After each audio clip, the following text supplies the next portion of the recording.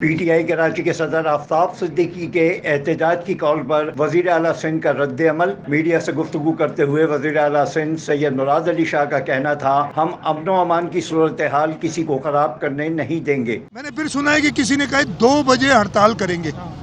میرے بھائی باہر نکلو، آؤ روڈ پہ ہڑتال کرو، لوگوں کے ساتھ آؤ تو پتہ چلے۔ چھپ کے یہ باتیں جو کر رہے ہیں وہ لوگوں کو گمراہ کر رہے ہیں۔ میرا عمران خان سے کوئی واسطہ نہیں ہے، میرا واسطہ ہے اس شہر میں، اس صوبے میں امن و امان برقرار رکھنے کا۔ اس کو کوئی بھی چیلنج کرے گا اس کو سختی سے نپٹیں گے، اس کے ساتھ اس کی کارروائی ہوگی قانون کے مطابق۔ کراچی کی عوام کی ٹیکس کے پیسوں سے خریدی گئی بسوں کو جلایا گیا۔ واٹر بورڈ اور پولیس کی گاڑیوں کو جلانا افسوسناک ہے۔ آپ جو ٹیکس دیتے ہیں ان سے ہی چیزیں خریدی گئی تھی، یہ کیا طریقہ کار ہے کہ انہوں نے کیا؟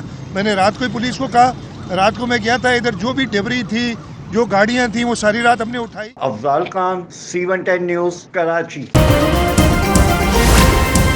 C110 نیوز، خبر کی اصل خبر۔